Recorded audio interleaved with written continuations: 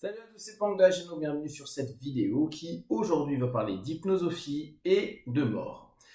Alors pourquoi ce sujet-là? Parce que j'ai constaté assez fréquemment avec mes partenaires, puis même avec des amis, que la mort est un sujet qui est assez complexe à gérer. Euh, la plupart du temps, on va parler de la notion de deuil. On va dire, voilà, faire le deuil de quelque chose lié à cette fin qu'est la mort. Et il est intéressant de prendre en compte un aspect que parfois on met de côté, c'est la préparation à l'acceptation de la mort, la préparation de nous-mêmes vis-à-vis de la mort. Parce que pour tout à chacun, la mort a une connotation qui est différente. Euh, pour exemple, il y en a qui vont dire, bah voilà, je suis mal parce que telle personne est décédée et ça me rend triste que les gens autour soient tristes. Il y en a qui vont dire, je m'y attendais pas, une espèce de surprise. Il y en a qui vont dire que c'est injuste, c'est dégueulasse que la mort emporte quelqu'un ou quelque chose qui avait de l'importance pour eux. On va avoir mille et une manières de voir, d'avoir un impact de la mort sur nous. Et donc, à partir du moment où il y a cet impact, très régulièrement, on dit, bah, il va falloir faire le deuil. Seulement, en psychopratique, ce qu'on observe avec la mort comme avec n'importe quel sujet, c'est que à partir du moment où ça nous impacte, ça va réveiller des patterns. C'est-à-dire que ça va réveiller des problématiques personnelles vis-à-vis de ce que la mort va faire à ce moment-là. Alors je parle de la mort, mais je vous dis ça va être sur n'importe quel sujet. On sait que on a des automatismes, qu'il y a des sujets, il y a des notions qui vont nous faire réagir en mode automatique, que ce soit mentalement, physiquement, émotionnellement, et on va dès lors subir ce pattern, ce schéma, à la limite comme d'habitude. Par exemple, il va y en avoir qui vont dire bah, moi la mort c'est pas un problème. Et donc dès qu'il va y avoir quelqu'un qui meurt, ils vont dire c'est pas grave, je gère, ça c'est normal, ça fait partie de la vie, avec des grandes phrases toutes faites. Ce qui est intéressant parce que là aussi c'est un modèle automatique. Et on peut se dire ah bah c'est cool, eux ils gèrent super bien, no problème. Alors qu'en réalité, il y a de fortes chances, c'est pas absolu, mais s'ils n'ont jamais travaillé sur cette notion-là, il y a de fortes chances qu'en réalité, c'est leur façon de gérer la mort, c'est-à-dire nier ce que ça fait et l'impact. En disant c'est normal, en disant c'est la vie, ça fait partie de la vie, blablabla. Bah, en réalité, ils ont mis une grosse distance vis-à-vis de la mort. Et quand on commence à les interroger et à les replonger en contact de la mort, ce qui est très intéressant, c'est que la plupart du temps, émotionnellement, physiquement, et mentalement au fur et à mesure, on s'aperçoit que bah il y a des larmes, un malaise, qu'il y a plein d'évitements, etc. Donc, ce qui est important à prendre en compte et à travailler, et je pense que ça c'est à travailler en amont, paradoxalement. Alors, est-ce que vous, dans votre propre travail perso, vous travaillez avec la mort?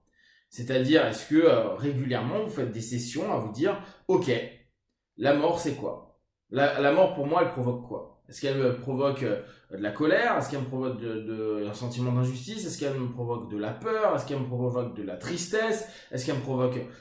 On peut avoir énormément de choses. Et le fait de travailler en amont, ça nous permet de voir en gros quel schéma va être touché au moment où il y aura des morts. Parce que d'une façon ou d'une autre, la mort va nous impacter à un moment ou à un autre.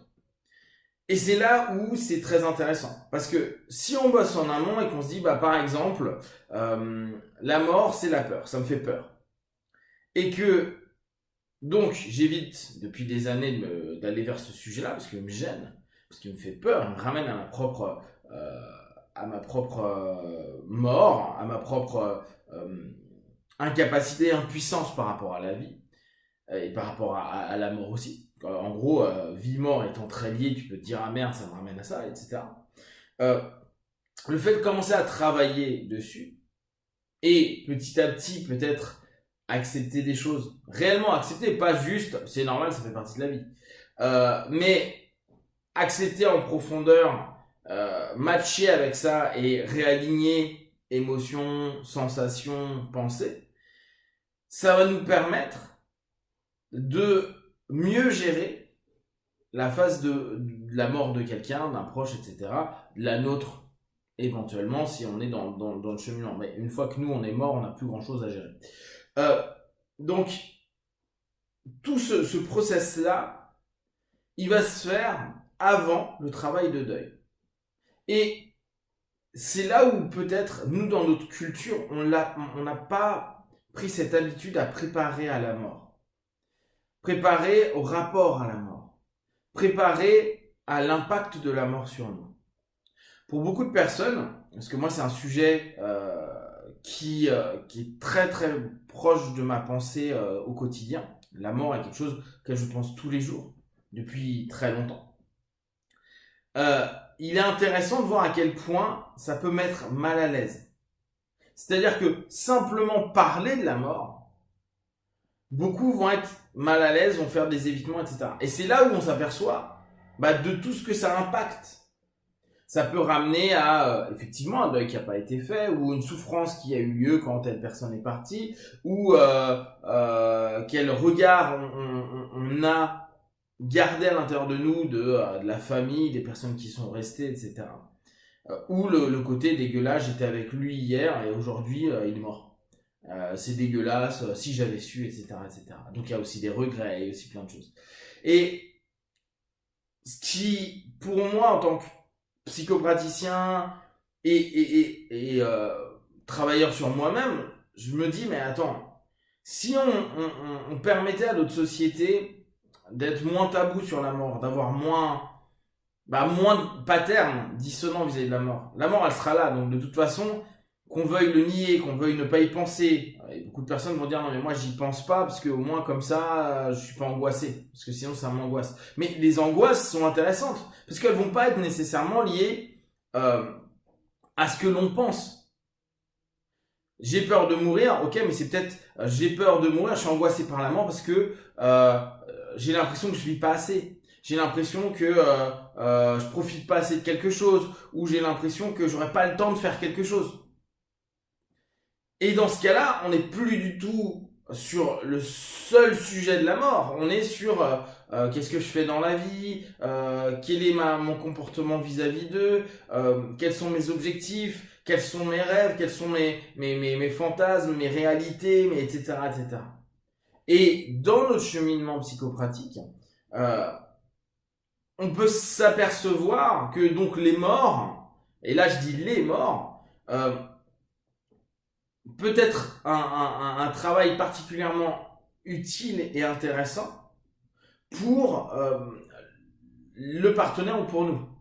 Parce que on peut estimer qu'on a eu des petites morts, des petits décès.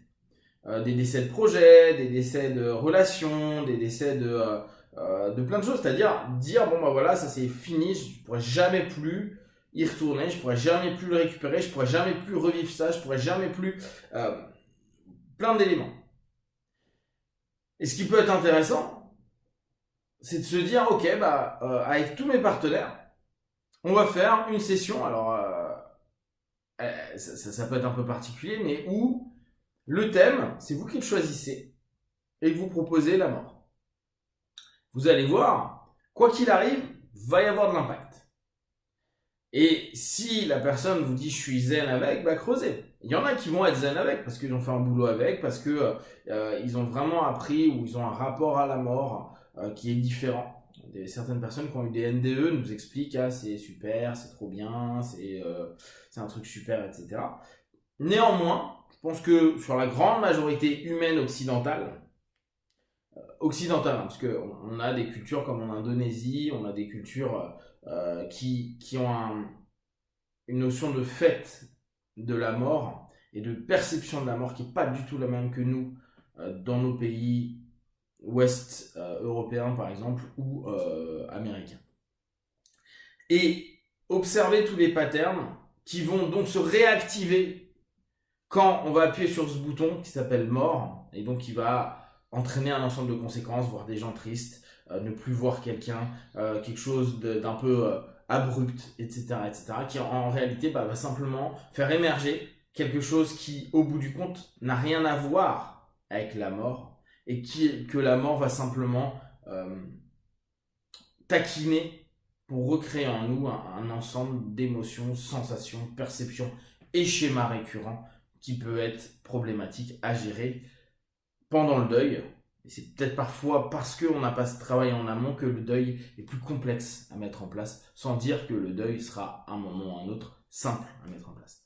Si vous avez des questions et des remarques sur ce sujet de la mort, n'hésitez pas à partager sur Facebook, YouTube, j'y répondrai le plus rapidement possible. Et comme d'habitude, de tout ce que je propose, ne prenez que ce qui est bon et juste pour vous tester, observer, analyser et concluez. Be one, ciao.